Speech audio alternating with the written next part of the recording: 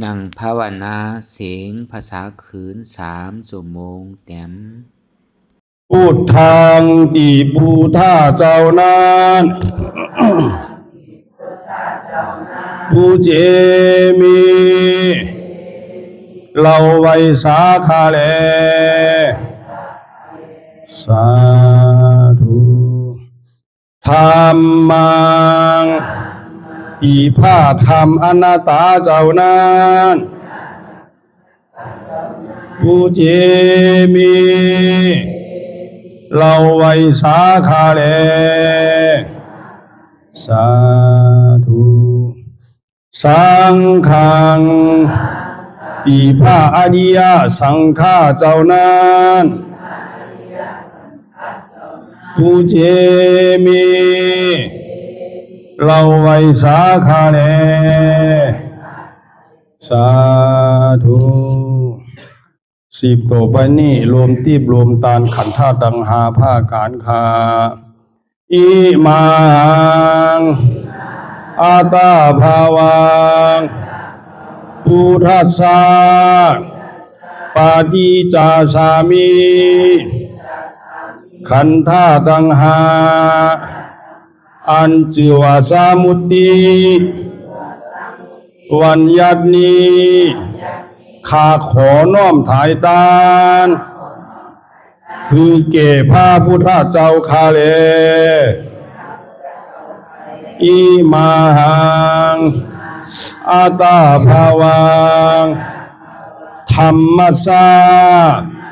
ปาฏิจจสามิขันธ์ธาตุตังหาอัญจิวาสมุตติ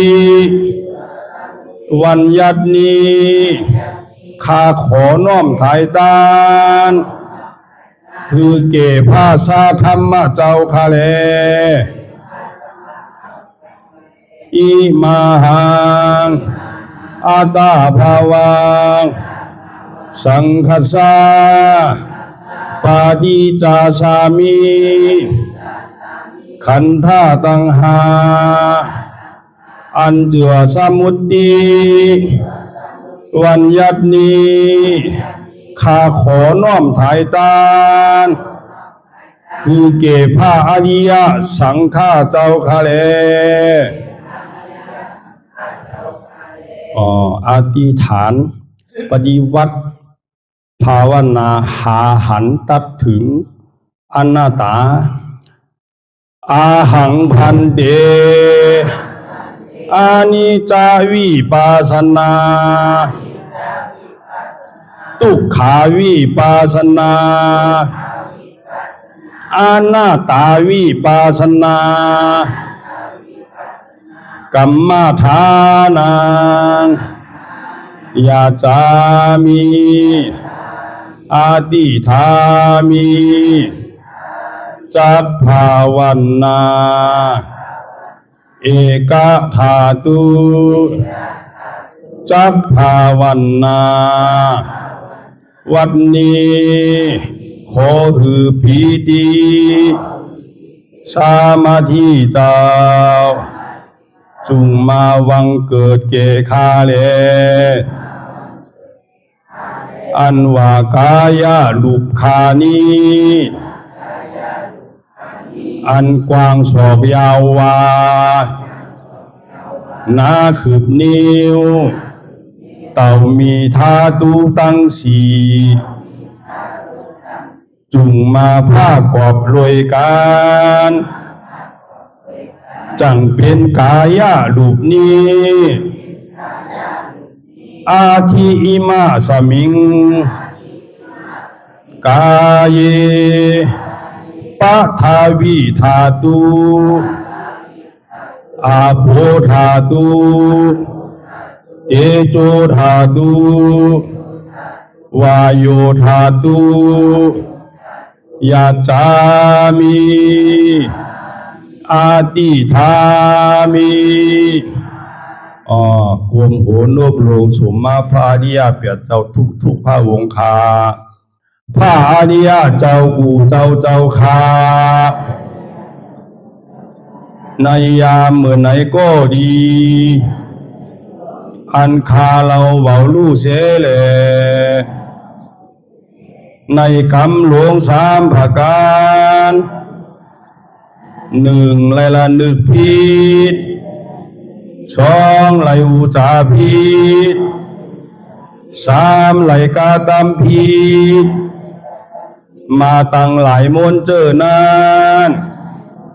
ตีพระอริยเจ้าตนไลตนหนึ่งก็ดีอาติตะป้นมาก็ดีปัจจุบันหน้าเมื่อเหลียวก็ดี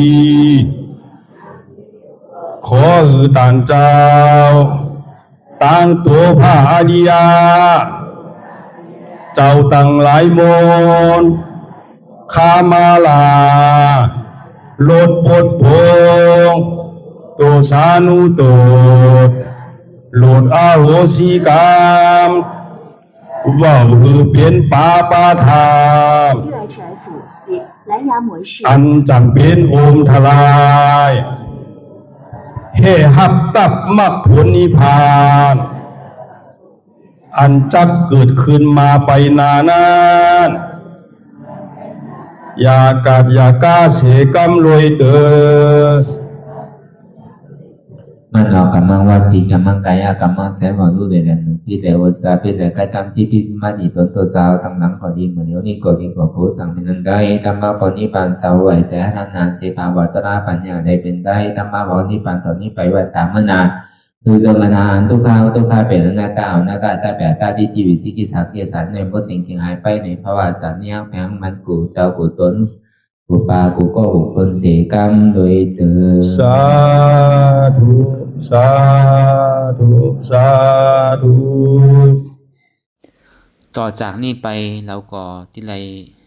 ตั้งสัจจะอธิษฐานเอาภาคกรรมฐานวิปัสสนาญาณเก่าลงก่อน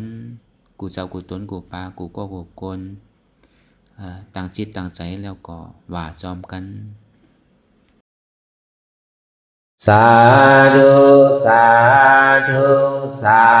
ธุ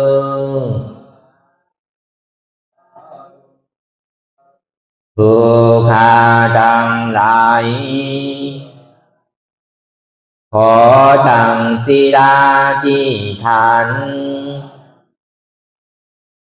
เอาอย่างผ้ากรรมฐานอันชื่อว่าวิปัสสนาญาณเก่าลงนี้มีอานิสงส์ทุกขังอนัตตาเป็นตน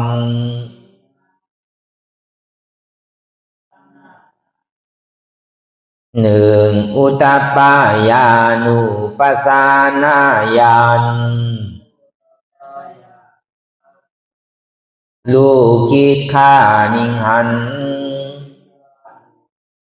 ความเกิดขึ้นตั้งอยู่แลละไปสองพังกานุปัสสนาญาณลูกคิดฆ่านิงหันความลับหายตายไปในวัฏสงสารสามพยาตุปัฏฐานาญาณลูกคิดฆ่านิงหันสังขารภากอดเป็นของอันดีโกมากนา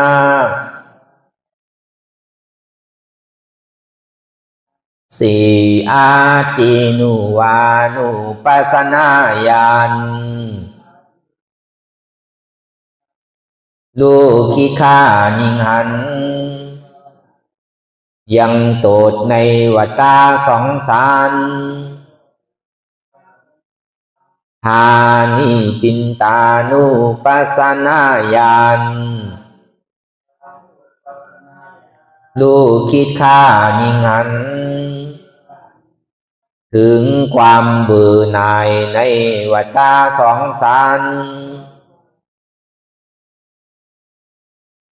อกมุนจีตุกามายาตายันลูกคิดข้านิหันให้ป้อนออกจากในวัฏฏะสองสารเจตปฏิสังขานุปัสสนาญาณ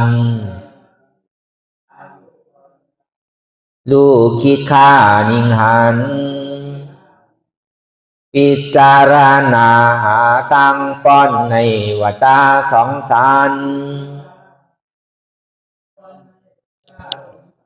แปดสังขารูเปขายันลูกคิดข้านิหันโดยความเป็นกลางอันเบายินดีและยินลายเก่าสัจจานุโดมิกายันลูกคิดข้านิหันถึงอริยสัจจะธรรมทั้งสี่หนึ่งทุกขสัจจะสองสมุทัยสัจจะสามมรรคสัจจะสี่นิโรธาสัจจะ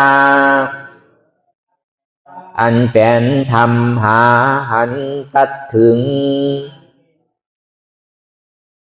หนึ่งหาอนัตตาสองหันอนัตตาสามตัดอัตตาสี่ถึงอมตะมหานิราปันแก้วลงยิงลงผ้าเสดขอสุ่งฮือมาวังเกิดในจิตาสันดานตอนโตแห่งผู้ฆ่าทั้งหลายในกาลวันนี้แลเถิดสาธุสาธุสาธุดังสุดในก่อนเขาหนังขาไก่กุดขาขวาถ้าต่างขาซ้ายก่อนเลยขาซ้ายถ้าต่างขาขวา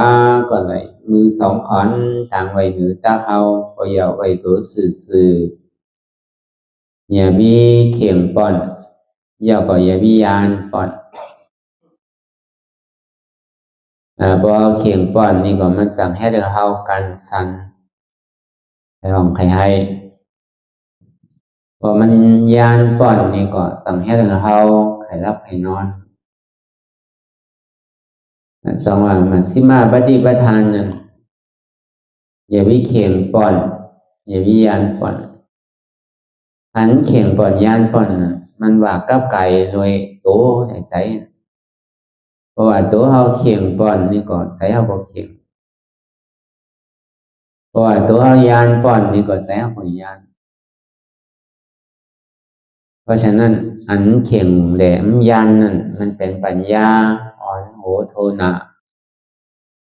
อันมันเข็มป้อนนี่ก็มันที่เอาสตินำหนักอันมันย้อนยานนั่นอันมันยานป้อนนั่นสำเอาสมาธินำหนักอันเข็มยานนั่นนี่สำเอาปัญญานำหนักเพราะฉะนั้นเตียนเฮาไหลมาเหตุการณ์วิปัสสนานี่มันเป็นการปัญญาเพราะว่าตาที่ภาษาตัดแปดกิเลสานั่นใจว่าที่มีเขิงดักหนัก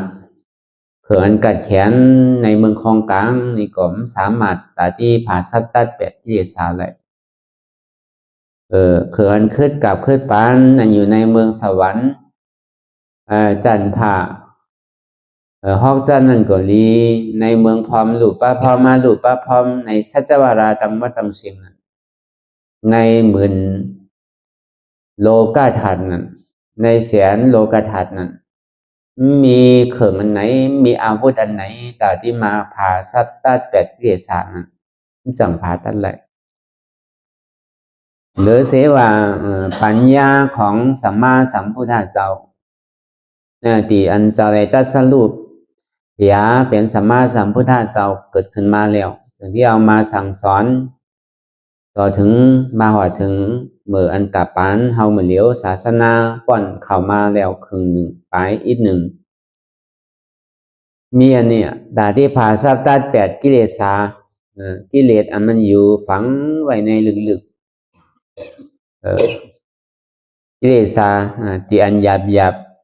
อนุกิเลสที่อันมันลึกๆส่วนนั้นหรือเสปัญญาของสัมมาสัมพุทธเจ้าตาที่ผ่าซับตัดแปดคือมันปกขาดเลยนะเพราะฉะนั้นนี่แหละเขาก็ที่ได้ปฏิวัติตามเส้นทางของอริยมรรคแปดเปิงตามเส้นทางของอริยเขาเจ้าเพราะฉะนั้นตั้งแต่เขาหนังไปก็อธิบายฟังเล่าไล่ที่อันเขาที่ได้เฮ็ดสื่อหือตาที่ผ่าซับดัดแปดตัวสมุทัยสัจจะเป็นเหตุทุกข์ตั้งมวลตั้งสิ่งนั้นมันจะว่าที่ผ่ากำเร็วถึงขาดเนี่ยกับปันพองเฮายามเหมือนเดี๋ยวนี้มันที่ได้ผ่าเป็นสี่ปอกมันจะได้ยาวกันเลยเพราะฉะนั้นสิ่งการเปลี่ยนเฮาที่ได้เฮ็ดจ้างถือไปนั่นในเอาปาลีว่าแต่หนึ่งภาวนากิจจาสองสาสีกรณากิจจาสามปหานนากิจจาสี่ภาวนากิจจาทัศนากิจจาปหานากิจจาสาสีกรณากิจจาเนี่ยการกิจจาการนั้นมันมีการนั้นแค่มันเตะมีสามประการการเดียมันยาวโตไปเรียวหอดถึงเดียนโดมีการยาวในห้องว่าสาสีกรณากิจจาเพราะฉะนั้นเตียนเฮาหนังรับตาภาวนารับหูเนอจะนี่เปิดวิญญาณปัญญาคือเขาออกเขาใสคือเป็นยอนิโสมนสิการานั่นยอนิโสมนสิการานั่นฟองว่าคือเขาใสในการที่เขาได้ทอมก่อนดีในการที่เขาได้พิจารณาดูตั้งแต่ร่างกายตัวตนที่มันพูดบอกเกิดขึ้นเป็นมานั่นหันสภาวะเปิงเตะที่มันเป็นอยู่มีอยู่เตะที่ในปัจจุบันห้องยามมือเดียวนี่อันนี้เป็นห้องว่าคือเลยปลาออกปลาใสเหตุการณ์ที่อันเฮาเฮ็ดนั่นที่สิ่งที่อันเฮาหานั่นสิ่งที่อันเฮาเหตุการณ์สร้างก่อนนี้คือเฮาระลึกถึงคืออะไรปลาใสปลาคอว่ายอนิโสมนสิกาลานั่นอันนี้ก็เป็นคอนอันใหญ่ๆสำคัญเด็ดๆก็บ่ซื่อเนี่ยปานเมื่อพุทธสัพพัญญูเจ้ายังอยู่นั่นมันเจ้าก็ฮอธรรมเทศนานั่นน่ะว่ามันเจ้าฮอธรรมเทศนาเนี่ยมันโดใส่ขยายเสียงเหมือนเฮาเหมือนเลียวพุทธเจ้าเสียงมันเจ้ารีถ่อมเสียงกว้างก็เหมือนหนังเสียงมหาพรหมมันว่านั่นไปอยู่ที่จอกไหนเสียงไหนอยู่ห้วยปุ่นบ่ยาวยานอ่านโหหลายอยู่จะหน้ามันก็อ่านโห10 ลัก20 ลักมันยาวก็มันเหมือนหนังอยู่ในพระพักในสองนาของพระพุทธเจ้าพระพุทธเจ้าใครแคดเกาะไรเพราะฉะนั้นมันเหมือนเหลียวพอหอมใส่ขยาเสียงนี่ก็โกเสียงมันแหงนั่นน่ะพุทธเจ้าเฮานี่มันเป็นสินั้นเพราะว่ามันเจ้าฮอธรรมะเทศนาไปแล้วผู้ที่อันมาสลับรับฟังนั่นเอายอนิโสมนสิกาลานั่นพร้อมฟังเอานำธรรมคำสอนของพระสัพพัญญูพุทธเจ้านั่นเอาศรัทธาเป็นคำว่าศรัทธาอริยานั่นศรัทธาอริยาเอาศรัทธาขึ้นมาตัดแปดวิจิกิจฉาอันตั้งยุ่มพิถันพิษนั่นขาดต้องลองไปยาวก่ออัตตาเด็กที่นั่นก็ขาดจอมตั้งหลังขึ้นมาเป็นโสราปฏิมักโสราปฏิผลก็เป็นผ้าโสราวันไปสิ่งกำน้ำมันก็84,000เองก็เลยวันรู้ธรรมลงตาหันธรรมนั่น มันตัดแบบอัตตาเด็กที่วิจิกิจฉานั่นโดยการเมื่อกาปานเหมือนนั้นก็เพื่อเอาศรัทธายุ่มย้ำในข้อสั่งคำสอนของสัพพัญญูเจ้าแล้วก็ตัดแบบวิจิกิจฉาต่างๆอย่างก็อัตตานี่มันขาดตั้งหลังมันใจว่าได้มานั่งเหมือนเฮาสิเนี่ยมานั่งนั่งออดตุบออดหยาบนั่งพอหันแจ๊บหันทุกข้าจะนี่มันใจว่าอันนั้นมันเป็นกับเมื่อพระพุทธเจ้าเฮายังตึงมีต่อตอนอยู่ออกมาสัพพัญญูเจ้านั่นน่ะก้วยกามเมื่อเหลียวแต่ถ้าว่าเฮาบาวออกบาใจนี่ก็ยังสังเป็นได้อยู่อ่ะมันใจว่าเป็นได้เหมือนนั้นแกก้วยกามมันเป็นได้เก๋แต่ที่ปาออกบาใจเขาออกเข้าใจในธรรมคำสอนของสัมมาสัมพุทธเจ้านั้นเขาสำที่แล้วเอากลับมือเดี๋ยวเนี่ยมันเป็นทุกขาปฏิบัติปัญญาปุกราวะเมื่อกูบอกนี่เป็นสุขาปฏิบัติปัญญาปุกราวะมันจะว่าที่ได้หันทุกขาสุขาก็อะไรนี่ปานกำเดียววะเวลามือเดี๋ยวนี่เขาสำที่แล้วเอาอัตตาเต็กที่เนี่ยอันเขายิ้มย้ำว่ามีโตมีตนมีหามีโหมีขามีมือจะนี่มีดองมีโตมีใจมีเจ็บเป็นเอ็นเก้าเป็นลูกเก้าเป็นเนื้อเก้าเป็นหนังเก้าเป็นเลือดเก้าชนิดนี่เป็นหัวใจเก้าเป็นเจ็บเก้าชนิดอันนี้เราออกกันตั้งพอเป้อันนี้ไรเอานี่ก็วิจิกิจฉานั่นมันจะดิตอกขึ้นดังหลังว่าเพราะว่าอัตตาที่วิจิกิจฉาต้องลองเลี้ยวเนี่ยในกิเลส10 ตัวเนี่ยมันก้อยแบบ2 ตัวตายแบบ2 ตัวกึดทั้ง8 ตัวเลยพอเป็นพาเรียปุกรันพระพุทธเจ้าเปรียบเทียบว่าอนันตาวะเม็ดทรายที่มันอยู่ที่ผาตินนั่นน่ะมันจะเอานิ้วตีนไปเคขึ้นมาเม็ดทรายที่อันอยู่ในองตีนที่อันหันอยู่เหมือนเหลียวนี่ยาวกว่าเม็ดทรายอันอยู่ที่ในน้ำมหาสมุทรลาเดซังลิ้นที่อันอยู่ในโลกานี่เลยซังอันไหนมันน้ำเนี่ยเจ้าอนันตาสังที่ว่าก็หลังว่าลิ้นทรายที่มันอยู่ในโลกนี่น้ำค่ะว่ะเพื่อการที่อันที่นิ้วตีนสัพพัญญูเจ้าเนี่ยมันอีกหนึ่งได้ค่ะเนี่ยมันจีน่าเนื้อว่ะพระอริยปุกการานการตุกขาของพุทธศาสนาเนี่ยมันเหมือนหนังแผ่นดินเมืองเนี่ยตั้งน้ำมันน้ำเหลือเศษเม็ดหินเม็ดทรายที่อันอยู่ในน้ำมหาสมุทรเพราะว่ายังตึกเป็นพุทธศาสนาอยู่นั่นน่ะตั้งตุกขาเนี่ยมันน้ำหมอกขนาดก็นี่พอเป็นพาริยาปุกราแล้วเนี่ยตั้งตุกขาเนี่ยมีหมอกกานิ้วตีนนั่นแกว่ามันดีเป็นกว่าเชนจาตัวอย่างนี้พอไข่เป็นนี่ก็อย่าไปโกเก้านั่นน่ะอย่าไปโกเจ็บเก้าอย่าไปโกตุกขาเก้าอย่าไปโกเพื่อเก้าผีเก้านั่นน่ะเราเอาออกเสียงอันนั้นน่ะมันใจโดเป็นเปิดโนเป็นเฮากันน่ะเฮาโลฮัดจุนอะไรนั่นน่ะอัตตาอันว่านั่นมันมีอัตตานอกไหนอัตตาในอัตตานอกนี่ถ้าว่าเฮาไปหันแจ๊บนี่เนี่ยใส่มันตึงผิวไปที่ที่ไอ้ผิวหลองเปิ่นนั่นน่ะอัตตานอกนี่เป็นเปิ่นน่ะไปเจนจาไปวนหลองเปิ่นไปเจนจาไปวนหลองเข้าไปเจนจาไปวนมาวนหลองเฮาเนี่ยเฮานี่ก็เป็นซ้ำเป็นจุ่มเฮาไปเป็นเก้าเตอเปิ่นก็เป็นอัตตานอกอันเฮานั่นก็เป็นอัตตานอกอันเข้านั่นก็เป็นอัตตานอกตามนี้เพราะว่ามันแจ๊บมันก่อนมันคืนมันเหมื่อยแกนมาเยานี่สิ่งที่หันเก้าสิ่งที่หันว่าหูเก้าคืนขาเก้าคืนเอวเก้าแจ๊บต้องเก้าแจ๊บกลเก้าแจ๊บใจเก้าที่ขาดเก้านี่หุ่นซึกว่ามันแจ๊บหรือเปิดเนี่ยอันนี้หันเก้าน่ะหันกูกับเดียว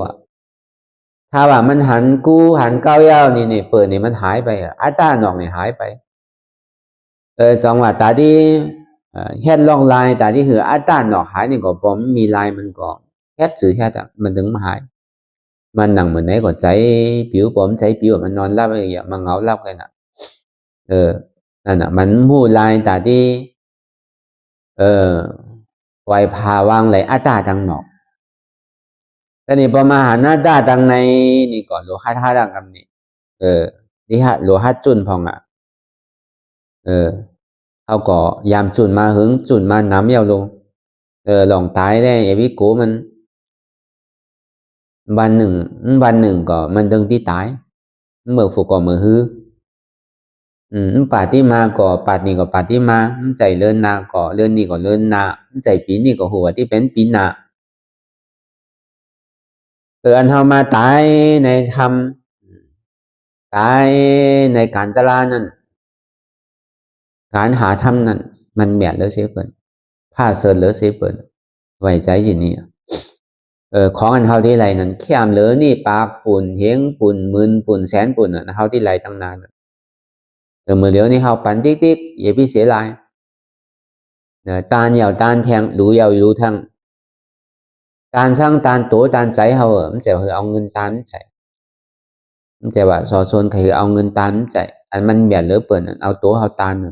เอาขันธ์ธาตุเฮาตานเนี่ยอันนี้มันเป็นเมียวที่อันเปิ้นตานละหยาบเฮาสัมภาษณ์ตานอะไรนี่มันที่มีอันแตกสื่อไรอย่าไปกลัวมันยอมเตียนสิ่งเตียนเฮาตานไปนั่น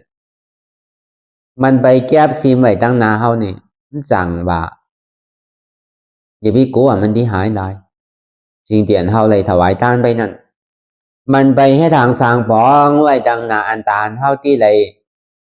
พระรานี่สองมันตั้งนานน่ะมันที่มีทางนำแคมเหลือนี่ดีเหลือนี่ตีอยู่ตีเศร้าตั้งนานนั่นเพราะฉะนั้นอย่าพิธีตัวเฮานั่นโดหมอตานของกำว่าตานนั่นวันนั่นเอาขันธ์ท่าตังหาที่โกต่อไปจินนั่นถวายตานคือแก่พระพุทธเจ้าถวายตานคือแก่พระสัทธรรมเจ้าถวายตานคือแก่พระอริยสังฆเจ้าอันนี้ปองว่าเฮาตานเฮาตั้งสัจจะอธิษฐานแล้วก็นี่พอมันเจ็บมันก่อนมันคืนมันเหมยมันแกนมานี่ก็อย่าพี่นึงอันสิติเฮาตานเนาะลูกมันใจขาเฮานั่นพอยังตึกว่าเป็นขาเฮานี่ปองว่าเฮามันตานเตะเฮาตานเฮาสำลักเอาขึ้นนั่นสำทุงนี่ก็นี่พอมันมาใส่ในใจบอกให้พูดให้ขาดเป็นกรรมบนหอนหนังใจตายใจตายพอที่เกิดนั่นบนหอนคือลีเดะหนังอารมณ์ใจบอกให้ตายให้พูดเป็นกรรมนั่นอันนั้นพอที่โกตายนี่ก็ซ้ำคือละนึกถึงว่าอ๋อใจเรานี่ก็ถวายทานอย่ารู้ถูกที่เอาปอกขึ้นถ้าว่าตุโกตายแหละปอแปดนี่ก็ปองว่าเขามันตานเตะเขาแปดแล้วน่ะเขาสำทุงนี่ก็นี่ขันธ์ท่าต่างหากน่ะถ้าว่ามันแจ้ไปต่างปึ้งต่างเมื่อต่างเสียงมีขาก็หายไปทางไหนก็ไม่รู้ตัวนั่นก็หายไปทางไหนก็ไม่รู้ใจนั่นก็หายไปทางไหนก็ไม่รู้นี่เจ็บนี่ก็ตานเสียงที่ขันไรเฮียงที่เฮาบ่ตานลงไข่เจ็บก็เป็นหลองมันมันแต่ว่ามันที่มีเป็นขืบดูเจ็บนั่นมันแต่ว่ามันที่มีเป็นศอกเป็นวาเป็นลักก็มันใส่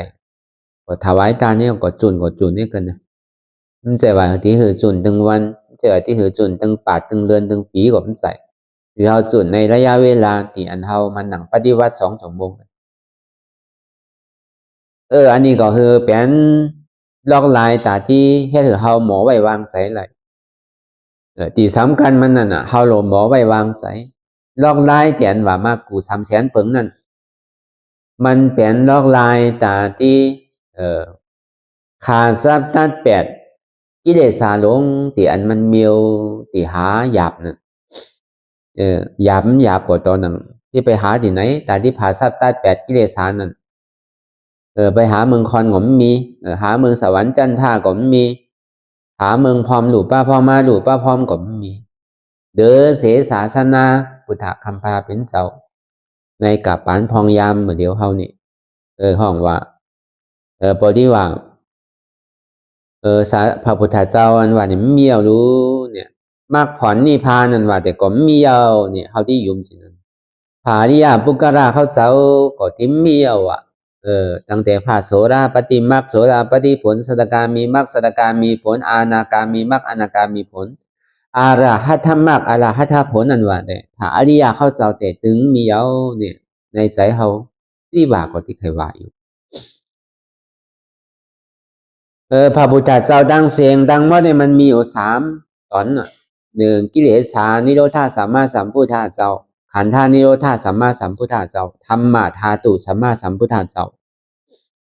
กิเลสานิโรธาสัมมาสัมพุทธเจ้านั้นเมื่อเจ้าใจชื่อท่า จ้างตุกขาจริยาในข่าวต่างฮอกปียอม2 เดือนออกบทตั้งแต่อายุ29ถึงที่35มาถึงมาเหมือนเดือน7 ขึ้น 14 ค่ำมาจ้างตือกำตรา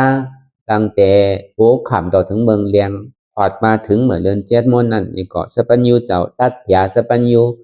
ในตอนไม่โพธิมหาโพธิอันเป็นว่าปุถากายาเหมือนเดียวนั่นวัยเมืองเลียงมานี่ก็อาสวะขยานนี่ก็กิเลสาหิงหาปากมันไกวตายหมดแปดนั่นห้องว่ากิเลสานิโรธาสัมมาสัมพุทธาเจ้าในกิเลสาสัมมาสัมพุทธาเจ้าห้องว่าสาอุปาทิเสชานิปันอันนั้นพระพุทธเจ้าตอนตีหนึ่งอยู่ว่าในข้าวดังหู45 ว่าอายุตันเจ้าเลยอยู่80ถึงมาเมื่อเดือน7 มอนเหมือนกันเดือน7 ขึ้น15 ค่ำนั่นตานเจ้าก็เลยเอาเข้าสวนมหาคัมไปปรินิพพานไปอันนั้นพระพุทธเจ้าองค์ที่1ก็เขาก็ไม่ได้ทบพระพุทธเจ้าองค์ที่2นั้นแกนเจ้าเข้าสู่มหานิพพานห้องว่าอานุปฏิเสสานิพพานดับขันธ์ธาตุตังหาไปสู่เสวยดิกติพานิพพานตีอันพระพุทธเจ้ากูเจ้าพระปัจเจกเจ้าเข้ากูเจ้าพระอรหันต์มหาสาวกะอัครสาวกะปกติสาวกะเขาออดเข้าถึงตีเรียนวิมุตติเรียนวิมุตติห้องว่านิจังสันติสุขังอมตะธาตุลาขันธาไปแล้วเนี่ยบนห้องว่าอานุปาติเสสานิปานห้องว่าขันธานิโรธาสัมมาสัมพุทธาเจ้าขันธานี่บอกว่าขันธาต่างหากมีไว้เป็ดเข้าไปสู่ตีเรียนพระนิพพานห้องว่าอมตะธาตุห้องว่าเรียนวิมุตติเรียนนั้นเขาอยู่พองยามเหมือนเหลียวเนี่ยเปิดห้องสมุตติมันเป็นเพียงสมมุติมันใจเป็นวิมุตติเนี่ยนะวิมุตติเนี่ยมันมีเตสมมุติเนี่ยมันเป็นอันเป็ดอันเรียนเหมือนเรามาต่างสื่อกันนี่ก็เปิดต่างก็เปิดไขคู่ฉะนั้นกันที่ว่ามันมีเตเป็นเตก็ไม่ใจหรอกเราต่างสื่อหอมว่าสื่อแก้วว่าสื่อแสงว่าสื่อคำว่าฉะนั้นไม่ใจว่าต่างสื่อหอมเนี่ยมันที่หอมไปตึงวันตึงคืนตึงปีตึงโจกผมใจเป็นต่างสื่อมันไล่กันต่างสื่อแก้วสื่อแสงเดี๋ยวมันจะว่ามีเงินมีแก้วมีแสงผมบ่ผ่านสิบอกผมใจอันเป็นว่าต่างสื่อเงินนั่นนี่ก็มันที่มีเงินมีคำผมใจผมแฮดผมมีมันเป็นสิ่งนั้นเป็นห้องว่าสมุติว่ามันเป็นสมมุติว่าก้วยการเรียนพระนิพพานนั้นเป็นวิมุตติวิมุตตินี่เป็นนิจังสันติสุขังอมตะธาตุเองกันเสียงหัวใจพระอรหันต์หัวใจของพระปัจเจกพุทธเจ้าหัวใจของพระสัมมาสัมพุทธเจ้าเนี่ยพอไปหอดถึงตีพระนิพพานนี่เปลี่ยนกันเสียงว่าในใจมันตายเหมือนกันเสียงก็บอกมันมีเตนั่นพอเขาแค่เท้าจ่างก่อนที่หันเตนั่นเก่านั่นพระพุทธเจ้าสู่ทนสองกันทางว่าขันธานิโรธาสัมมาสัมพุทธเจ้าเอาของไหนทับเมียเขาสัมอะไรมาทอบเมียอันไหนเนี่ยเขาอะไรมาทอบเมียธรรมะธาตุสัมมาสัมพุทธาธรรมะนี่ก็เป็นปิฎก3 กองนะธรรมะดังนอกนะธาตุนี่ก็เป็นถาตุเจดียะเป็นถาตุพระพุทธเจ้าเลยเอามาทาปันหน้าไว้เหมือนหนังพระธาตุซ้อมลอยนั่นเป็นของกระบะนั่นอันนั้นก็เป็นเส้นโกนหัวพระพุทธเจ้าเขาเลยมาทาปันหน้าไว้ในเมืองเชียงตุงเฮาเนี่ยวัดดอกคงเนี่ยก็มีที่พระธาตุซ้อมลอยนั่นน่ะจังหวัดพระธาตุกึกวานกึกเมืองที่อันมีไผ่หูมีนั่นน่ะในพระธาตุซ้อมลอยนั่นเอาตั้งแต่เขียวฝังคำพระพุทธเจ้าเมื่อหนังสิ่งหนึ่งสัมมีที่เมืองสีโหลังกาสิ่งหนึ่งสัมมีเมืองแขสิ่งหนึ่งสัมอยู่ที่เมืองนากาสิ่งหนึ่งสัมอยู่ที่เมืองตาวติงสาที่พระธาตุจุฬามณีน่ะมันยังตึงมีสักขีพยานอยู่แน่บอกว่าถาตั้งนอกว่าเอาตาเนื้อตัวก็หันว่าการในสัมมาสัมพุทธานี่เป็นหนทางของพระพุทธเจ้าน่ะเขาเฮ็ดก็พระเฮ็ดก็เหมือนมันนั่นน่ะไทยเฮ็ดเหมือนไตขึ้นเฮ็ดเหมือนขึ้นหมานเฮ็ดเหมือนหมานไทยเฮ็ดเหมือนไทยโยนเฮ็ดเหมือนโยนแขเฮ็ดเหมือนแขลาวเฮ็ดเหมือนแขลาวนั่นน่ะกัมพูชาก็เฮ็ดเหมือนกัมพูชาเวียดนามก็เฮ็ดเหมือนเวียดนามนั่น อันนั้นมันเป็นรูปธรรมวะพอในนามธรรมะเตธรรมะธรรมะนั่นแปลว่าอนัตตาวะอนัตตาวะอันเตียนเฮาเลยมาถอมมายินเดียวก็พึกคือพอได้ปองแจงแรงใจนำทำคำสอนของสัพพัญญูเจ้านั้นพอที่เฮาไปหำไปเห็นเอามันง่ายๆมันก็มันใจเป็นขีมันเดียวเหมือนเดียวนี่เฮาที่ไปเห็นก็มันตันเปิ่นเพราะฉะนั้นอันง่ายมันมีนี่ว่าธรรมะปองว่าอนัตตาวะอนัตตาวะของว่าธรรมะวะนั่นอันเฮามาเพิ่งอยู่มือเดียวเพราะว่าความไตเนี่ยพองว่าตัลลานั่นน่ะ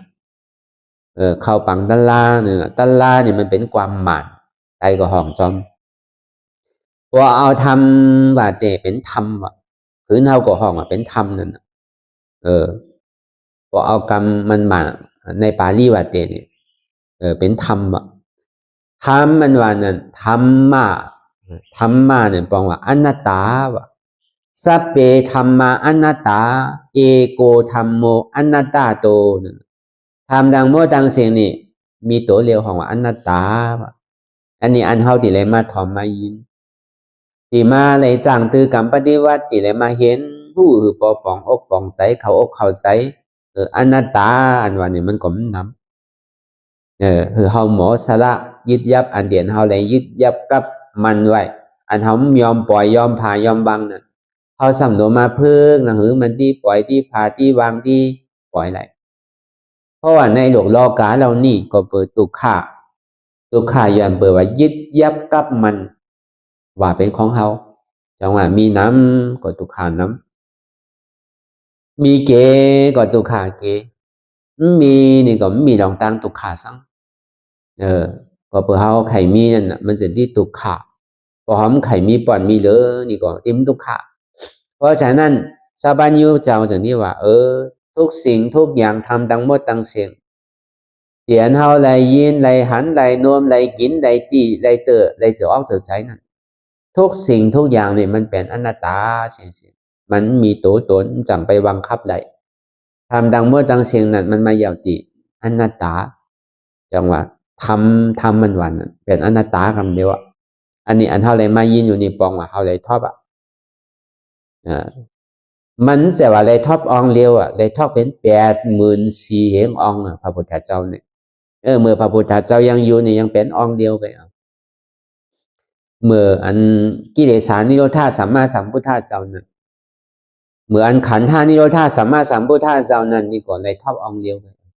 ด้วยกับปันพองพยายามเหมือนเหลียวนี่ศาสนาเข้ามาอยู่ใน2,569เยาธรรมะสัพเพธัมมาอนัตตาเนี่ยอภิธรรมมา42,000เหงสุตันตะ21,000เหงภาวินัยยา21,000เหงในธรรมดังเมื่อดังเสียงนั้นมีอยู่80,000เสียงจองมาอนันตาเมื่อพระพุทธเจ้าเขาที่เขาสนมหาคำไปแล้วที่เขาปรินิพพานเขาเป็นอนุปาทิเสสนิพพานนั่นเจ้าอนันตาถามมาไว้ช้าถึงพระพุทธเจ้าค่ะวายเสพระพุทธเจ้าเอาปรินิพพานไปแล้วนั่นข้าเขาที่ไหนนั้นลันนึกถึงจือที่ไหนแฮจือค่ะที่ไหนเอาไปเป็นตัวต่างค่ะทำที่อันเก้าสอนไว้ดีแล้วนั่นอภิธรรมมาสุตันวินัยยะในธรรม84,000เหงผ้าธรรมขันธ์นั่นเอาก็เป็นตัวต่างเมื่อเหลียวนี่เขายังอยู่ในมีตอนเดียวกันแบบบอกก็ปรินิพพานไปเนี่ยมีอยู่84,000เหงตอนนั้นตอนนี้ว่าสัพเพธัมมาอนัตตานั่นพอเป็นสิ่งนั้นที่เลยรันนึกถึงติไหลขาที่ไปหาติไหลที่อันเก้าถูกที่รันนึกถึงเก้านั่นที่พระสูตรยาก็ตีเลตัสยาสัพพัญญูพระพุทธเจ้าที่เข้าสู่ปรินิพพานนั่นอันนั้นที่เป็นที่อันระลึกถึงเก้านั่นจงว่าเปิ่นไปแอวกันในเมืองพุทธากายานั่นพอไปแอวหัวที่เปียก็แอวไล่ๆกันนังเก่าก็มันไหลหังเตะพอหัวที่พระพุทธเจ้าเฮาเกิดนี่ก็ง่ายๆเนาะคือระลึกถึงคุณของพระพุทธเจ้าที่พุทธเจ้าเฮาเลยเทศนาธรรมจักได้เทศนาอนัตตลักษณะสูงในที่นี้เนาะเนี่ยเราระลึกถึง ตีพระพุทธเจ้าเฮาตัดเพียสัพพัญญูตีพุทธากายานั่นเนี่ยสังตีพระพุทธเจ้าเฮาเขาสนมหาคำเอาปรินิพพานไปนั่นต้องพุทธเจ้านี่เป็นเจ้าจอมโลกในโลกาในสัจวดาทั้งหมดทั้งเสียงในหมื่นกถาโลกถาแสนโลกถานี่ยังเป็นเจ้าเป็นจอมเปิ่นเสียงนี่ก็ยังที่เอาปรินิพพานอย่างที่ตายอยู่อันเฮานี่สำเป็นไผเนี่ยนะอันเฮามันตายวันนี้มันมีรู้เนี่ยตอนนั้นตอนโตสัพพัญญูเจ้าก็ยังที่ไหลตายอยู่เพื่อกับเปิ่นตายเอาเปิ่นเกิดลงมันเหมือนเฮานะเฮาที่ได้เกิดทางเกิดหมู่อันนี้คือเรานึกถึงที่นั้นว่าอันนี้บอกว่าธรรมะบอกว่าอนัตตานั่นสัพเพธัมมาอนัตตาเนี่ยอันนี้ธรรมะธาตุนั่นนะคำนี้ธาตุนั่นบอกว่าเป็นธาตุว่าเขาสำทอบไรสื่อเมื่อเลี้ยวนี่ทอบไรวะห้าเมื่อก่อนมานันรู้จังทอบไรจังหันไรวะห้าเนี่ยหันกันกูวันธาตุอันแจบมันธาตุต่ออันแจบมันเนี่ยมันอยู่ที่ตัวที่ใจนี่คำเดียวพอหนังไปนี่อันมันเจ็บแกนตรงตอดเน็ดสานสันไหวคมไตพอในปาลีนั่นห้องว่าวายอถาดวายอถาดพอปองความเฮานั่นห้องว่าถาดลอมมันมันใจของเฮานั่นมันเป็นถาดลอมแกมันเป็นอนัตตามันใจของเฮาอันมันใหม่อยู่เลยสั่งอันมันกัดอยู่เลยสั่งอันมันอุ่นอยู่เลยสั่งอันมันหนาวอยู่เลยสั่งอันนั้นห้องว่าเตโชถาดเตโชถาดนี่เป็นสั่งเป็นถาดไฟว่ะอันมันนักอันมันแข็งอันมันโอนอันมันเว้านั่นอันนั้นเปิดห่อเป็นปฐวีถาดว่ะปฐวีถาดนี่เป็นสั่งนี่เป็นถาดดินว่ะเขาหันกันกูว่านู่นนี่อันมันจับเย้าก่อยายแปนเย้าก่อลูเกิดเย้าก่อรับจะนี่ห้องว่าห้างอาปอถาดว่ะเป็นถาดนำอันนั้นมันใจว่าถาดนำนี่ไหลใครไหลเลยเป็นถาดนำใจเดี๋ยวมันเกิดรับเดี๋ยวมันจับยายเดี๋ยวมันเป็นรูจังนั้นอันนั้นเป็นถาดนำวันนั้นเปิดห้องว่าอาปอถาดว่ะ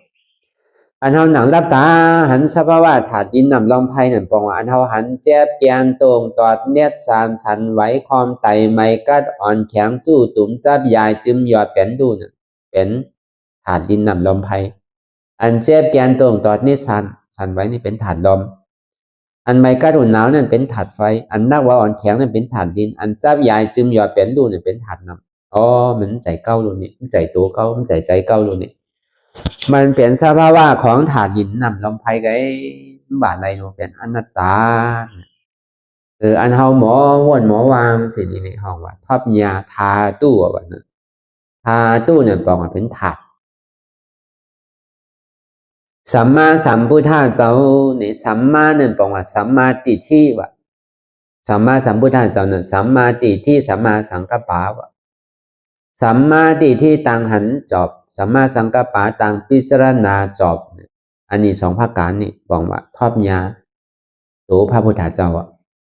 ก็เปิดตัวของพุทธเจ้าเด็ดๆวาจาของพุทธเจ้าเด็ดๆเนี่ยเป็นสัมมาติที่ได้สัมมาสังกัปปะเป็นปัญญาคำเดียว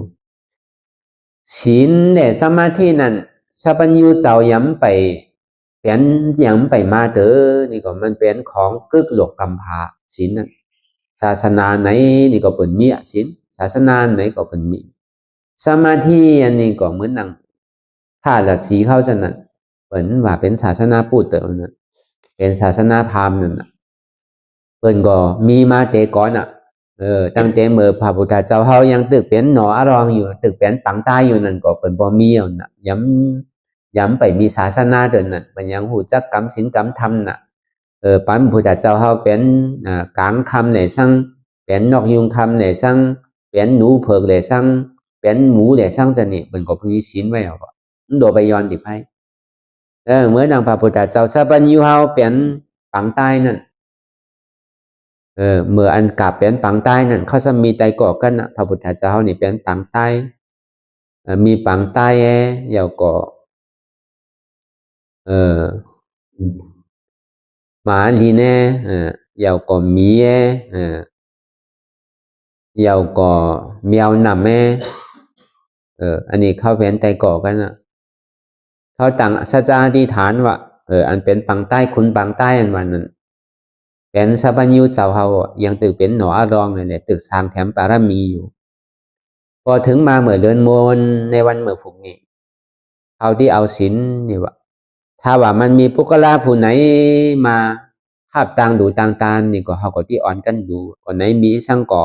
เอาอันนั้นตานเนี่ยก็ได้ก็มีสังนี่ว่าก็นี่เป็นคนกินเยอะกินยามันกินหมากกินไม่เหมือนสู้ว่าก็นี่ก็เดี๋ยวเสียเอาโตก็ดูนี่มันมีสังทางอ่ะนี่ว่าเนี่ยสัพพัญญูเจ้าเขานั้นตั้งสัจจะอธิษฐานสินั้นก็ถึงเมื่อเดือนคืน14ค่ำมาก็เขาอู่กัน15ค่ำมานี่ก็มันฮ้อนไปถึงที่พญาอินทร์ในเมืองสวรรค์จันตาวติงสานั่นที่อยู่มันเนี่ยมันโน้นนะว่ามันมีอยู่อ่านโหปากโยชนามันแผ่นหินในเป้งไว้ประมาณหนังในโน้นนะก็นี่มันกึ่งกลางแข็งขึ้นมาว่ะที่หนังพญาอินทร์นั่นแข็งอะไรใหม่ขึ้นมาว่าเป็นสร้างนี่ว่ะพญาอินทร์ก็กลัวผลมายาที่อยู่มันนั่นน่ะเป็นไพ่ที่สร้างแถมปารมีที่มาเตียนตีเก้าเยอะนี่ถึงมันมุงด้วยเป็นหนออันลองเข้าดูนั่นเขามีสัจจะอธิษฐานนั่นก็แหละปารมีเขานั่นที่เกกาเขาที่ไปสร้างแถมปารมีเขาก่อนนี่ว่ะมันก็จึงที่ลองมาเลยให้ปุ๋งหน้านั่นนะหนุ่มโคขาวโคเผยก็มาลูคามนั่นนะมาปีนี้บาทมาลูคามนั่นนะกำนี่หมานี่ซ้ำไปที่ไห่ที่สวนซ้ำไปหันพอเข้าหอพักที่ควันเข้าลืมไว้มันก็จึงที่ห้อง2-3 กรรมมันนะเจ้าของนี่จองมันมีเจ้าเขาเนื้อนี่จองมันมีเจ้าว่า3 กรรมกว่าไพ่มตักเสียงมันก็กลับมาเอามาไว้ลิงนี่ก็สั่มไป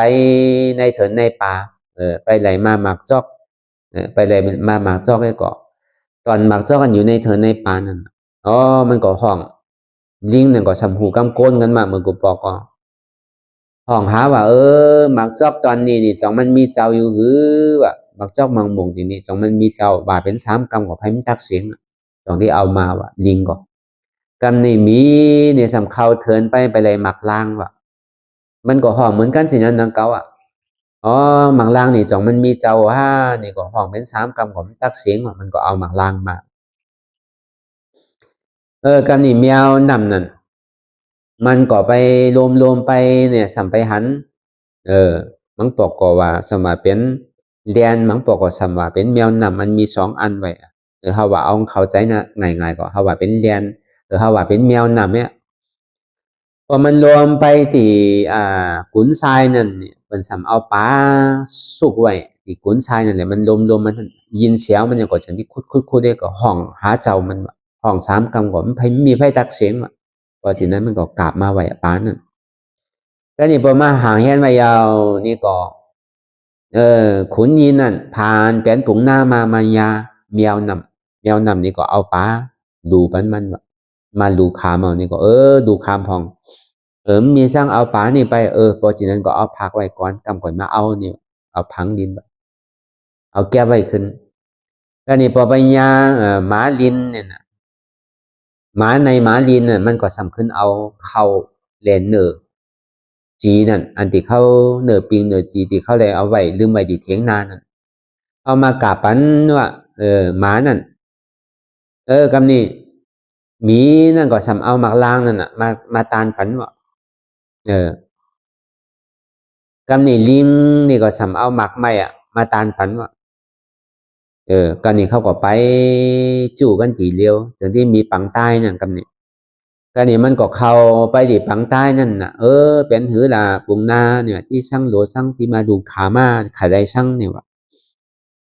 ขายไรตัวก็ว่าขายไรตัวรีบก็เอาไว้ได้นี่ว่ะเขานี่มีช่างตาลนู่นนี่ว่ะก็เป็นคนกินเยอะกินยาไปก็ที่เอาตัวก็ตาลใครแค่ซื้อก็แค่ไข่คาก็คาไข่แฮมก็แฮมหรอกไข่กินรีบก็เอาสะพอว่าหรอกเนี่ยเอาค้างใจว่าหรอกเนี่ยมันที่สั่งไปกินไรเนี่ยบะมันใจมีเขาโลกินนั่นรีบดูว่ะพอเป็นสิ่งนั้นก็สูญภัยได้นี่ว่ะพอไข่กินนั่นซุกนี่ก็ไข่กินนั่นซุกนี่ว่ะสูญภัยได้นี่ว่ะพอไข่กินนั่นซุกก็ที่แหวนเข้าภัยนี่ว่ะ บอกให้กินนั่นสุกก่อนอย่าไปไม่ใส่ทั้งว่าปุ่งนาให้มึงโลเฮ็ดโลยับสังอ่ะนี่ว่าสิติปังตายนี่มันกินกินปลาเราเนาะมันกินเยอะกินยาไงโลเพราะว่ามันสมไผ่เอานี่ก็ปังตายเนี่ยสันขนมัน3 กำพอสัน3 กำก็แหวนเข่าไผ่ไปเพราะว่าแหวนเข่าไผ่ไปเอานี่ไผ่นี่รับ8พอรับ8สุมทั้งไงนี่สุมลูกมาทั้งก็นี่พอสันขอนมันอย่างก็แหวนเข่าไผ่ทั้งว่าสำรับไปทางปอกก็นี่ทำสุมทั้งแรกนี่ว่าเพราะว่าสุมยาวนี่ก็สันขอนมัน3 กำนี่ก็แหวนเข่าไผ่ก็รับทางว่าอารมณ์มันอามยองนะว่าอันเจ้าหุงนานนั่นอารมณ์มีไพ่อันมาฮัดดูปตันนีตันเดือเนี่ยก็มาอยู่มาเปลี่ยนในสู้ผมใจว่าเป็นไพ่เนี่ยเป็นพญาอินนี่ว่าอยู่ในเมืองถามว่าติ๋งสาพุ่นแถมมาสร้างแถมปารมีขุนฝังใต้เขาอ่ะมันจะดีย่องอามขุนฝังใต้ไหนแหละไปหมายไว้ดินเนื้อเรือนนั่นอันนั้นพอเรือนมอนมาตัวเดียเหมือนฝังใต้ไปอันนี้เขาหูปืนของพระพุทธเจ้าเด้อเสในหลวงหอยนี่พอมันไม่ไปแล้วก็ยังตึงมีอยู่พระพุทธเจ้าอริยเมตไตรปอเกิดขึ้นแต่มานี่ก็ที่เลื่อนมันก็ยังที่มีอันหมายไว้ฝังตายอยู่อันนั้นเป็นจัดของพระพุทธเจ้าก็จะมาเอาการนี่สรุปจัดเดียวนี่อันเป็นลิงนี่สมาเป็นไพ่นี่ว่ามาเกิดเป็นเจ้าสารีบุตรลาวะอันเป็นหมานาโนสัมมาเป็นไพ่เนี่ยสัมมาเป็นเจ้าอนันตาวะอันเป็นหมีนาโนสัมมาเป็นไพ่เนี่ยสัมมาเป็น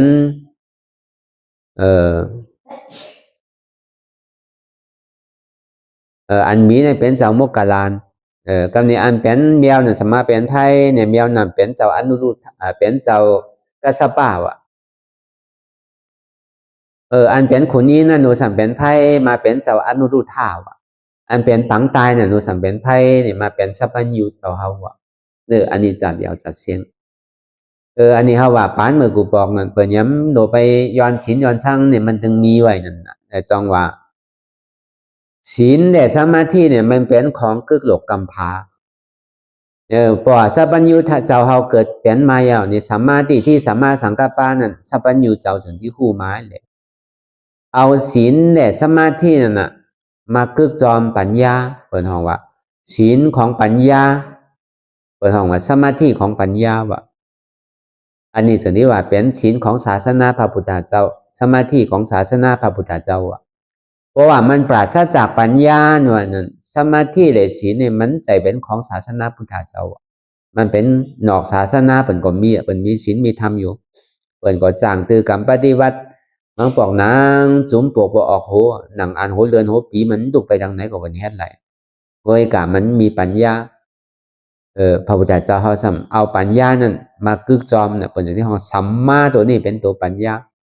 สัมมาติที่สัมมาสังกัปปะเนี่ยปัญญาหันจอบปัญญาพิจารณาจอบเนี่ยสัมมาวาจาจอบเนี่ยสัมมาอาชีวะปัญญาศีลจอบปัญญาการเลี้ยงอาสาสายใจจอบเนี่ยสัมมากัมมันตาการงานจอบเนี่ยสัมมาวายามะความเป็นจอบสัมมาสติความละนึกจอบสัมมาสมาธิความการตั้งมั่นจอบนั่นพอปองความขึ้นเฮาต่างพิจารณาต่างหันจอบต่างพิจารณาจอบวาจาจอบการงานจอบการเลี้ยงอาชีพจอบความเป็นจอบความระนึกจอบการตั้งมั่นจอบนั่นสัมมาเนี่ยบอกว่าปัญญาวะปัญญาหันจอบวะปัญญาพิจารณาจอบวะปัญญาอูจอบปัญญาการจอบปัญญาเลี้ยงอาสาสายใจจอบปัญญาความเพียรจอบปัญญาความระนึกจอบปัญญาตั้งมั่นจอบวะสัมมาตัวนั้นอันนี้แต่เจ้าหาวัญญัติเอาศีลเนี่ยสมาธินั่นนะมากึกจอมปัญญาจนที่ห้องว่าศีลสมาธิของพุทธศาสนาเพราะว่าศีลต่างเจอต่างหลองพอมันปัญญาในศาสนาเปิดนั้นมีสามารถตรงนี้มันก็เป็นศีลสมาธิลายไงมันมีปัญญากึกตามจอม เพราะฉะนั้นเนี่ยสัมมาสัมพุทธเจ้านี่เป็นตัวสัมมาทิฏฐิสัมมาสังกัปปะในสัมมาทิฏฐิสัมมาสังกัปปะนี่มันเป็นเครื่องตาที่ภาษาตัดแปดกิเลสตั้งหลงตั้งมดตั้งเสียงเพราะฉะนั้นอันเฮาเลยมาทอบยาเมื่อเหลียวนี่เฮาเลยมาทอบยาพระพุทธเจ้านี่มีอยู่เป็นอยู่84,000เหงตอนทำมันวันนั้นเป็นอนัตตาธาตุอันวันนั้นเจ็บแก้นตรงตอดเนี่ยสามเป็นฐานดินนำลมไพสัมมาที่สัมมาสังกัปปะนั้นเป็นพุทธะเจ้าต่างหันจอบต่างพิจารณาจอบเนี่ยนี่เป็นปัญญาเพราะฉะนั้นสิ่งที่อันเฮาใครคนดูในที่โกต่อไปตินเนี่ยอันนี้เป็นตัวปัญญาคือเฮาบ่ได้หันจอบคือเฮาบ่ได้พิจารณาจอบหันจอบนี่หันถือหันว่ามีโหว่ามีขาว่ามีมือว่ามีตัวว่ามีใจว่ามีเจ็บพิจารณาจอบนั้นมันเป็นอนัตตาตัวนี้ก็ว่าใจของเราเป็นอนัตตาใจนี่ก็ว่าใจของเราเป็นอนัตตาเจ็บนี่ก็ว่าใจของเราเป็นอนัตตารูปานี่ตัวตนนี่ก็ว่าใจเราเป็นอนัตตาวิญญาณนี่วิญญาณอันรับรู้นี่ก็ว่าใจเราเป็นอนัตตาเวทนาอันที่ใดรับรู้นี่ก็ว่าใจเราเป็นอนัตตาสัญญาที่อันใดรับรู้อยู่นั่นก็ว่าใจเราเป็นอนัตตาสังขารอันที่ใดแหลกไล่พ่ายไปในภาวะจัดหนึ่งแล้วจัดหนึ่งพ่ายไปตีหนึ่งแล้วตีหนึ่งนี่ก็ว่าใจเราเป็นอนัตตาจังว่าขันธ์ห้าภาการนี้บอกใจเราเป็นอนัตตาสเปสังขาราอานิจจสังขารตั้งหลายว่ามันเต็งสเปสังขาราทุกขาสังขาราตั้งหลายมนนี่เป็นทุกข์สเปสังขาราอนัตตาสังขาราตั้งหลายมนนี่ว่าบังคับใดบอกเป็นตัวตนของเราเนี่ยบอกมีตัวมีตนบอกผู้เปิงบอกพองำใดเนี่ยเป็นอนัตตาดูปาขันธาอนัตตาวิญญาณขันธาอนัตตาเวทนาขันธาอนัตตาสัญญาณขันธาอนัตตาสังขารขันธาอนัตตานามาดูปังอนิจจังนามาดูปังทุกขังนามาดูปังอนัตตานั่นตัวเหลใจนี่ก็ว่ามันเต็งตัวเหลใจนี่พ่อว่ามันว่ามันเต็งเลยเป็นตุกนั่นเพราะว่าตุกนี่ก็บังคับบอกใดเป็นอนัตตาบอกใจตัวตนของเราบอกมีบุคคลเราเขาบอกมีเทวราบอกมีปีศาจสัตว์คนหรือเสเป็นรูปแหล่นามนั่นนามาดูปังอนิจจังนามาดูปังทุกขังนามาดูปังอนัตตานะเพราะฉะนั้นเนี่ยสิ่งที่อันเฮาเลยพิจารณาดูที่ร่างกายของเรานั้นมีอันไหนของเนี่ยที่ว่าเป็นตัวเฮาใจเฮาเจ็บเฮาจังหวะคือเอาเลยสลับรับพังคือเลยหนังหาภาวนากิจจะหนังรับตาเนื้อเปิดตาย่านปันตัวพิจารณาดูที่ร่างกายแต่มันพูดบอกเกิดขึ้นเป็นมาเนี่ยจังมันเป็นของเฮาอยู่หรือเนี่ยถ้าว่ามันใจของเฮาเนี่ยก็เป็นของว่าตัวนี่บอกใจเราเนาะเป็นอนัตตาเนี่ยปริวัติรูปะขันธาอนัตตาตัวนี่บอกเป็นของเราเป็นอนัตตาเพราะฉันไหนถึงว่าเป็นของเราเพราะว่ามันไข่เท่าบอกไข่เท่าก่อเท่าบอกไข่แก่ก่อแก่บอกไข่เจ็บก่อเจ็บบอกไข่ตายก่อตายบอกไข่ผาดยานกันก่อที่ใดผาดยานกันนั่นอันนั้นบอกว่าตัวนี้ก็บอกใจของเราเป็นอนัตตาเนี่ยก็ในประมาณที่ใจทางเนี่ยมโนใจที่อันมันหลันนึกไปตั้งหลังก่อนดีหลันนึกไปตั้งหน้าก่อนดีบอกหลันนึกสร้างก็ดีสิ่งที่หลันนึกไปตั้งหลังนั่นเหมือนหนังควันตายสิ่งที่เรานึกไปตั้งหน้านั่นเหมือนหนังควันนอนรับสิ่งที่ว่าเรานึกสังนั่นเหมือนหนังคนบอดว่าสิ่งที่อันหูหับไหลตั้งโมตั้งเสียงนี่ก็เพราะว่าใจนี่บอกใจของเราเป็นอนัตตานั่นน่ะการนี่เวทนานั้นมังปอกอสุขาเสอสบายใจมังปอกอตุขาขันใจน้ำหูน้ำตาไหลหยอดย่อยเนี่ยสุขานั่นในควันโลกโลกานี่ก่อนในก็บอกผสองไข่ใดอันสุขานี่คนในโลกโลกานี่หาปอจอดปอเจหาถึงวันไตเมืองนะหาถึงวันนอกน้องนอกเมืองถึงว่าใดมาเต่าใดก็บอกเป็นที่อันสุขาสบายใจไหลเพราะว่าตุขานี่คนเราโกสุขานี่คนเราเจอว่าถ้าว่าเราเลยปฏิวัติในโลกุตระธรรมแล้วนั่นว่าทุกขามาก็หือก็บอกกูสุขามาก็หือก็บอกสบายเพราะว่าทุกขานี่ก็บอกมันเต็งสุขานี่ก็บอกมันเต็งว่า มันเป็นอนัตตาทุกขานี่ก็เป็นอนัตตาสุขานี่ก็เป็นอนัตตาว่ามันเต็งว่าสิ่งที่มันเต็งนั่นเป็นพระนิพพานของอนิจจาสันติสุขอมตะธาตุอันนี้ก็เราพิจารณาความจำแบบที่ว่ามานั่นนั่นเราที่มันไขลับอันนั้นเนาะผมใจเขาที่ไขลับอ่ะเพราะฉะนั้นนี่ก็อันนี้ลายเตียนเท่าที่หมอจุนภาวังขันธ์ท่าดังหะนังหือแหละเท่าที่วางได้ง่ายเท่าที่เปียวจอมนำจอมทำที่ใดคืองานที่พุทธเจ้าอ่ะสัพพะตานังธรรมะตานังจินาติสัพพะราสังธรรมะราสังจินาติรัสสังอันวันอายะสาวะ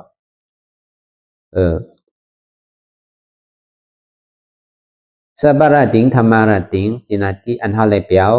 จอมนำทำคำสอนสัพพัญญูเจ้านั้นเมื่อไหนก็อิ่มไม่บอกเมื่อไหนก็เบื่อบอกว่าอันเลยเปียวจอมนำทำคำสอนนั้นตัณหาขาโยสัพพะทุกขาจินนาติติเพราะว่าตัณหามอดสุดเสียงไปแล้วก็ทุกขาเนี่ยจึงที่มอดว่าอันนี้ต่อไปเขาก็ไกวห่อกว่า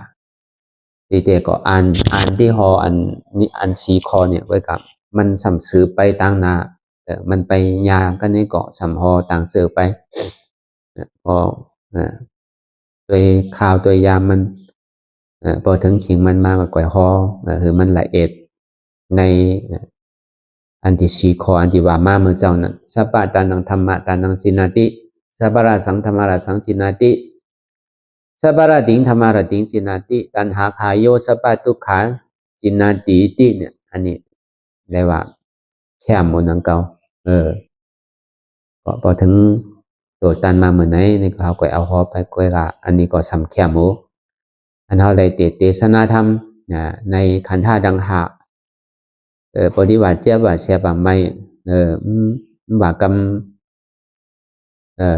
นั่นพองนี่ก็บากรรมเทศนาพองนี่ก็เอาก็ที่ใครรับนั่นน่ะเนาะสำแจ๊บสำออดไหนมันไข่ขามนั่นน่ะพอขามไปขามมาไข่รับนั่นน่ะพอมันมาเขาสำตัวโลมันก่อนรับไปจังแฮดเจอมันมาหาเขาอยู่เสียเขาสำขี้คานตัวมันนั่นน่ะกำของเรารับแปดกำนี่เขาตัวเขาหมุนมองมันอยู่มันที่มาสื่อเป็นสื่อเนาะไปถามมันอยู่เขาสำตัวสำบนสำไปมาเตือนนั่นน่ะเหมือนเขาควัน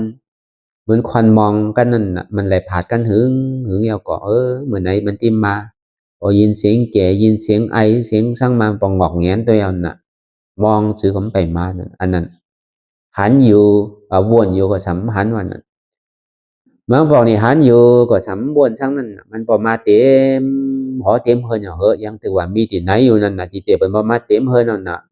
อันนี้ก็ไม่ไรว่าพอหันก็โดวนจอมพอวนก็โดหันจอมว่าต่างหันเนี่ยต่างวนพิจารณานั่นคือมันเปลี่ยนกันหันอยู่ลายๆก็วนก็ได้วนอยู่ลายๆก็หันก็ได้คือมันงามกันนั่นสมาธิที่สมาสังกัปปานวันน่ะสมาธิที่หันทุกขะสมาสังกัปปะวนว่าทุกขานี่เป็นอนัตตาสมาธิที่หันเจ็บสมาสังกัปปะวนว่าเจ็บนี่เป็นอนัตตาสมาธิที่หันว่าหัวใจหัวเก้าหัวใจขาเก้าหัวใจมือเก้าหัวใจตัวเก้าหัวใจใจเก้าหัวใจเจ็บเก้ามันเป็นอนัตตาสมาธิที่นั้นสมาสังกัปปะสมาเป็นอนัตตาสมาธิที่หันแจ็บแกนโต้งตอดเนตรสารไหวความไตไม่กระดอนแข็งสู้ตุ่มจับใหญ่จึงอย่าเป็นลูกสมาสังกัปปะสมบูรณ์ว่าเจ็บแกนโต้งตอดเนตรสารไหวความไตไม่กระดอนแข็งสู้ตุ่มจับใหญ่จึงอย่าเป็นลูกนี่เป็นอนัตตาอันนี้ก็เราพิจารณายาวๆข่าวยามึงหึงอย่าพิว่าไว้อย่าพิว่าเทิงเตียนเฮาหันเตียนเฮาวนเตียนเฮาวนเฮาหันนั่นหึงพอเพียงเปลี่ยนกันไปวนต่อถึงเทียบนั่นพอสุดวนต่อถึงตุกขานั่นพอสุดถ้าต่อถึงอาตานั่นพอต้องพูดขาดไปอันไหนที่มันพูดพอเกิดขึ้นเปลี่ยนมานั่นนี่ก็คือเฮาหมอวางเปลี่ยนอนัตตาไหล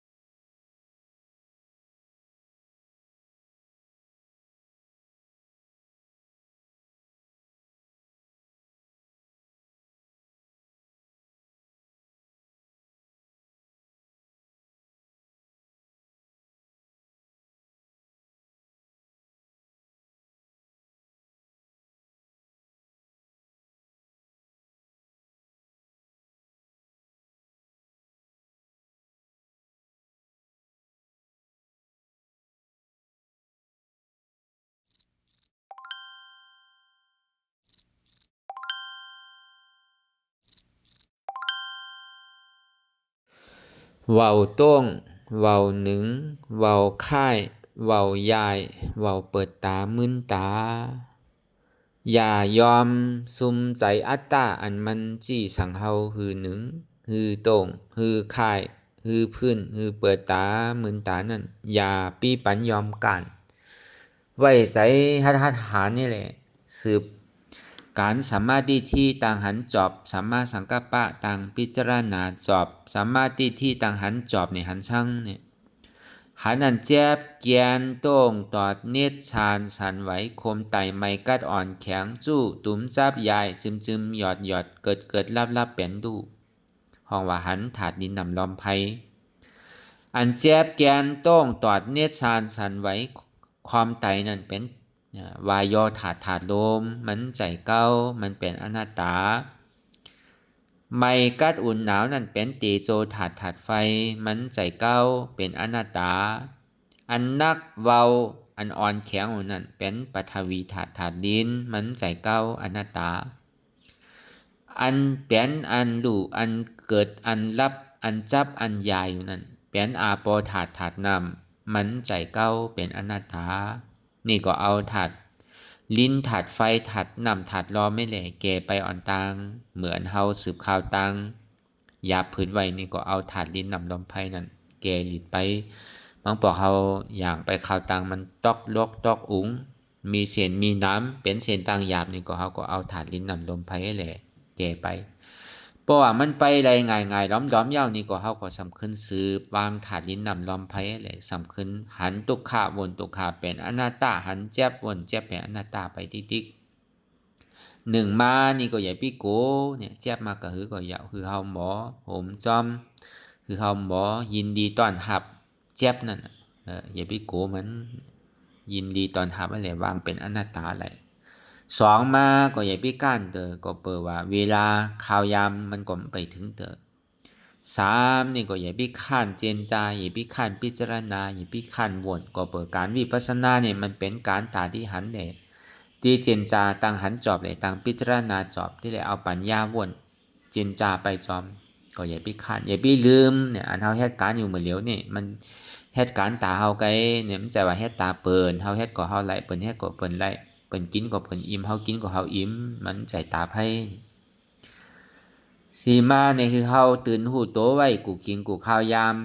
อย่าพี่กลุ่มกะเจนจาไปตังหลังอย่าพี่กลุ่มกะเจนจาไปตังหน้าคือเฮาตื่นอยู่กับปัจจุบันพองยามเหมือนเหลียวเฮาเหตุการณ์อันไหนนี่ก็คือเฮาปองแสงแรงใจการอันนั้นเฮาเหตุการณ์เหมือนเหลียวมันเป็นการส่วนตัวเฮาการวิปัสสนานี่ก็คือเฮาปองแสงแรงใจการวิปัสสนาคือมันอยู่กับปัจจุบันพองยามเหมือนเหลียวอย่าพี่กลุ่มกะเจนจาตังหลังตังหน้าที่ดิกคือเฮาตื่นอยู่ปัจจุบันเตี่ยมันมีอยู่เปลี่ยนอยู่หันเจ็บผู้เจ็บมีเจ็บหับเจ็บวางเจ็บเป็นอนัตตาหันตุกขาหูตุกขาหับตุกขามีอยู่ตุกขานี่มันใจเก้ามันเป็นอนัตตาอันนี้ก็คือเฮาไว้ใจให้ท่านทันหานี่แหละสืบการอนัตตาวิปัสสนาไปทางหน้าแทง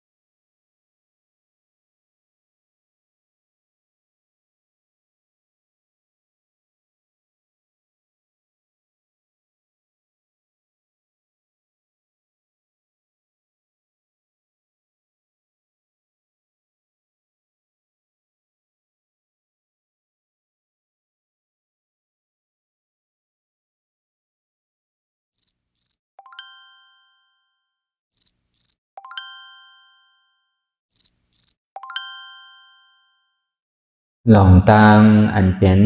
อยู่ทุกสื่อทุกอย่างอย่าคลองคำไว้ที่ใส่หูพอถอนออกที่ใส่หูมันออกเสียงก่อนสภาวะไหนก็ดีหลองตังอันไหนก็ดีอันเกิดขึ้นมาที่โตที่ใสที่เสียบฉะนั้นพอถอนออกที่ใส่หูมันออกเสียงสภาวะอยู่ถักสี่ประการเสื้อนั้นแจบแกนโต้งตอดนิดสานสันไหวคอมไปไม่กระดอนแข็งสู้ตุ่มซับยายซึมหยอดเกิดลับสภาวะอยู่ถักสี่ประการเสื้อนั้นตีหนามถัดไปหูจักตีอัตตาไปยึดไว้ว่ามีโตมีใสมีเจ็บฉะนั้นเขาหมอวางเป็นอนัตตาไหลลองใส่อันโพ่งผิวอยู่อันเฮาวันดึกว่นเหลืออยู่เป็นเดิมเป็นลาวอยู่สนั่นสั่งเฮาถอดถอนออกปีใส่หูมันออกเสียงก่อน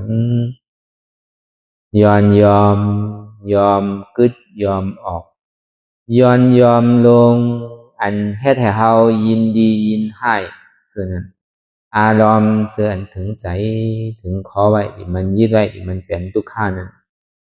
ปล่อยวางออกที่ใจหูมันออกเสียงก่อน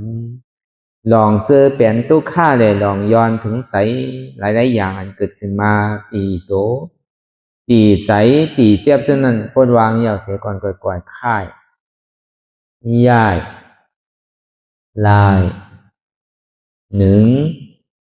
ขึ้นพอยาวนี้ก็ก่อยเปิดตามึนตาลอยนี่เป็นการปฏิวัติธรรมค้นหายอดธรรมมันเกิดขึ้นดีโตดีใสดีเจ็บบอกอันค้นหาเหตุหักเงาจองทุกขาตรงนั้น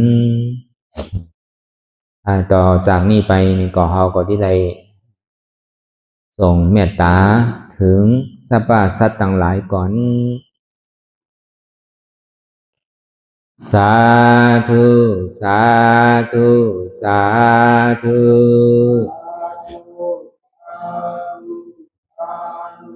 ผู้ข้าต่างหลายขอเชิญเอาอย่างเทศนาวุญที่ผู้ข้าต่างหลายไหลกาตามมาแล้วในวันนี้คือว่าไหลอือตานรักษาศีลรับตาภาวนาเจริญวิปัสสนาญาณ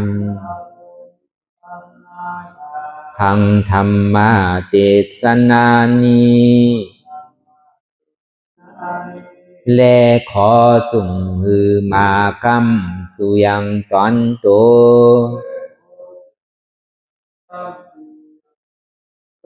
แห่งผู้ข้าตั้งหลายมนคือไล่รับความสุขและความเจริญงอกงามและขอหือเจียวดอดเวียงแก้วยอดอมาตามหาเนรปานในอนาคตกาลาอันจักมาวันปลายนานั้นแก่ผู้ข้าทั้งหลายมนทุกตนทุกองทุกผู้ทุกคนและเตือแทงผ้ากันหนึ่งผู้ข้าทั้งหลายมนข ขออุทิศนาบุญทั้งหลายมวลผุงนี้ไปแผ่พายถึงเทวาวุตเทวาดาพญาอินทร์พญาพรหมพญายมมาลาดพูดหนักน้ำไอโซนนางธรณีและสรรพสัตว์ทั้งหลายและหมู่ชยาข้าคุณทั้งหลายมวลอันไหลอานิสากรรมไปสู่ปาลาโลกปลายนานั้นขอส่งโจรกันมาสาธุอนุโมทนาจอมจนยินดีแล้ว